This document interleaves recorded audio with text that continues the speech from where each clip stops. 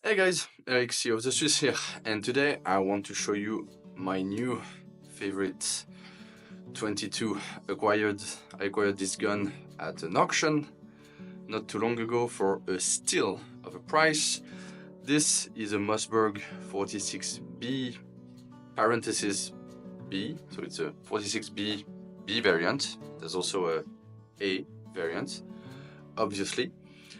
And it's a tube-fed 22 rifle. It chambers 22 short, 22 long, 22 long rifle, whatever you want to put in it. And this is a post-war Mossberg production from this very handy PDF I found online. The 46B parenthesis B was made from 1947 to 1949 from what I can tell, and then it was discontinued to make way for other models like the 144A and K and that kind of rifle. I have a 142A. I actually did a video on that rifle as well, so go check it out if you want. But today we're gonna focus on this gun. So as I mentioned, this is a tube-fed 22. So if you want to put ammo into the rifle, you have to take out the tube at the end, and you can fill it through this slot. 22 rimfire ammunition, short, long rifle. Capacity varies depending on what ammo you're putting in it.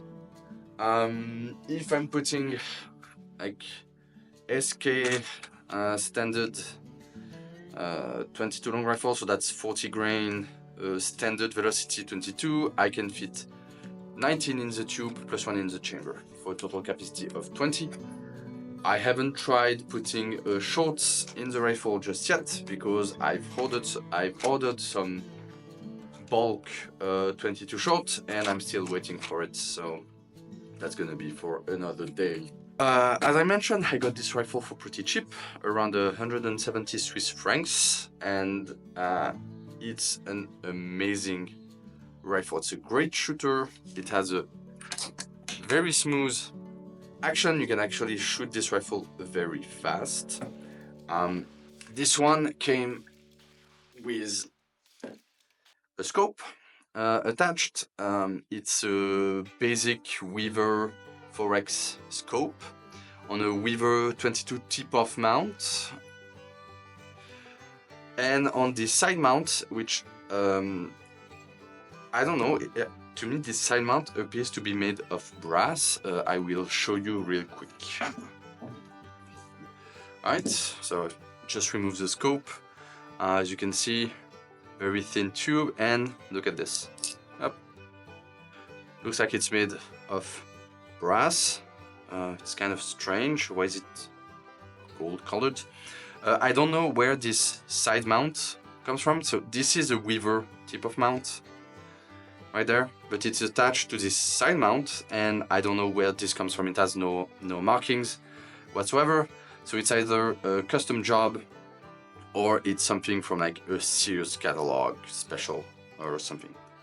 Okay, so now that I have the scope off, we can take a look at the iron sights. First of all, the two holes threaded for the scope mount. You also have two threaded holes at the rear for a peep sight, which I do not have one. I have the same two holes on my Mossberg 142A. Sadly, I do not have a rear peep sight for these rifles. I'm trying to find one at a good price. Sadly, most of them are in the United States, and sometimes shipping, even for such a small part, can be very expensive, and I don't want to put more money in a rear sight than I put into the rifle. The rear sight is this weird kind of slider rear sight. To me, this is more reminiscent of an air gun than a rifle. I mean, it works fine. The rear sights are selectable, actually. I will put a close-up of it, but you basically have three three setups. You have a rear peep sight, you have a V-notch, and you have a wider square notch. And you can select it just by pressing on a spring and just rotating them, which is a cool feature. It's actually kind of neat. I don't know of many rifles that do this. And I mean, it's kind of fun depending on the situation. If you're either hunting, target shooting, just having fun, maybe you want a different sight setup. And this goes in conjunction with the front sight.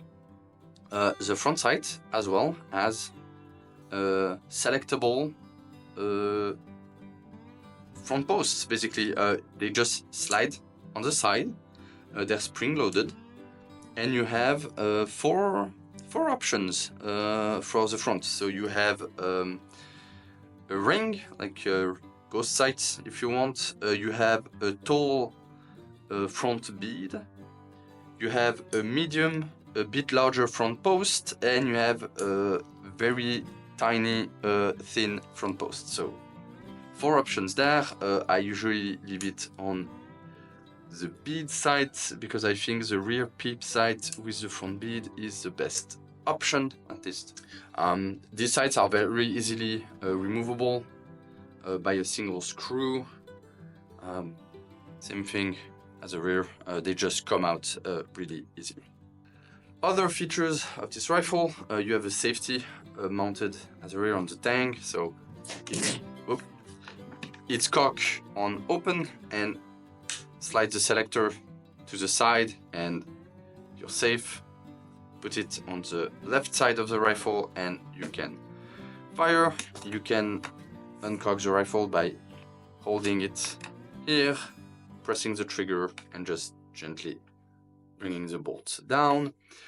The trigger is actually adjustable.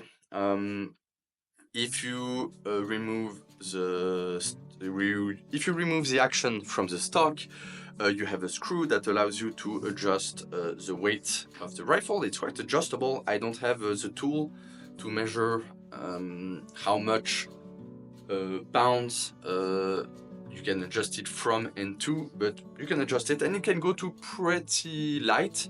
I wouldn't say it's target rifle light, but it's pretty light. And I like to have my trigger in this rifle set up pretty light, so that's what it's at right now. Rear stock is standard, nothing much to say. You have a pistol grip with this plastic trigger guard, typical of Mossbergs of this era, with the finger grooves. You have a bit of a cheek rest on this side that looks really nice. Sorry if you're left-handed, cheek rest is only for right-handed shooter. This little cartouche says Ernest Ishi Payerne. Payerne is a city in Switzerland, and I bet this was like maybe a gunsmith or a seller, or the person that imported the rifle put their little cartouche right there. I'm not gonna remove it. It's part of the exterior of the rifle. I think it looks neat. I'm not gonna remove that. And it has a butt plate, a very simple butt plate, not much to say about it. It's made of like plastic, kind of similar to the trigger guard. It does its job, that's it.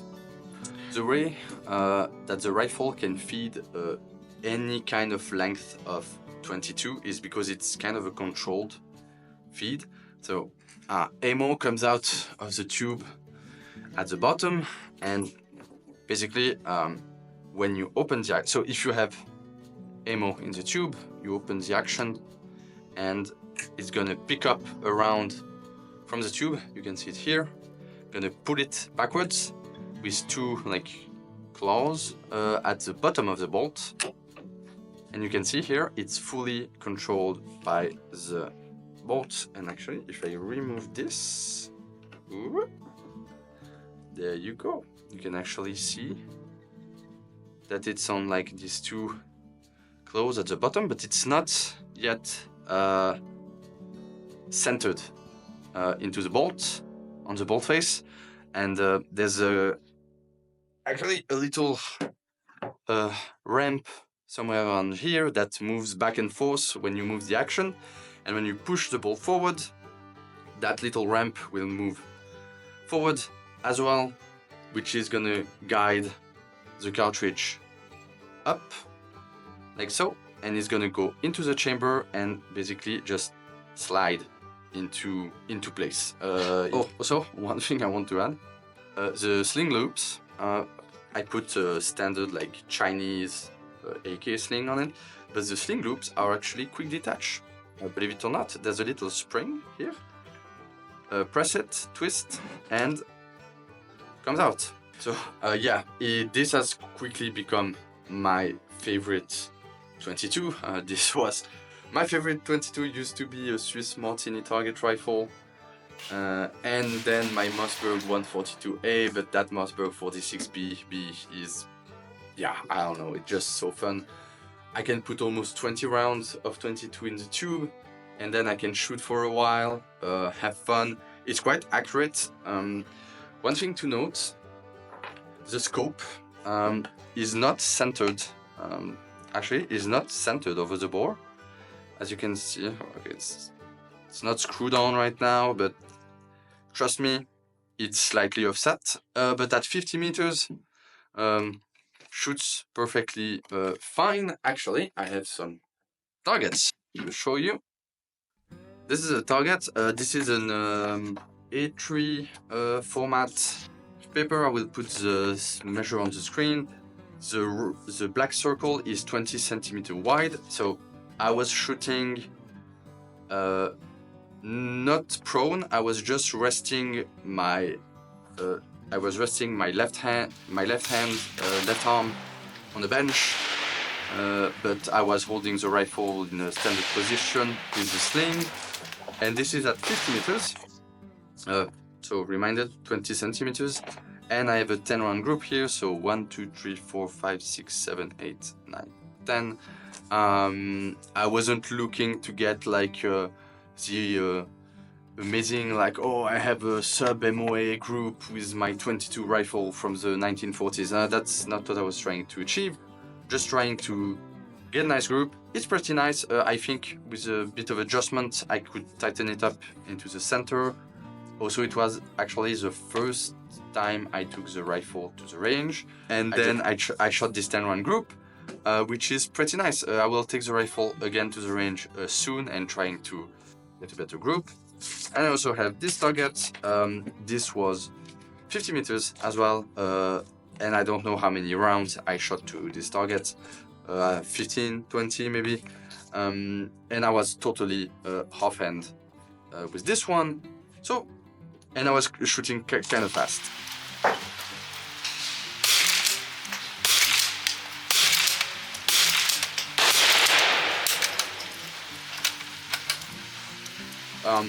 You're not gonna win a competition, probably not gonna win like Olympic competition with this rifle, but it's accurate enough, even for its age.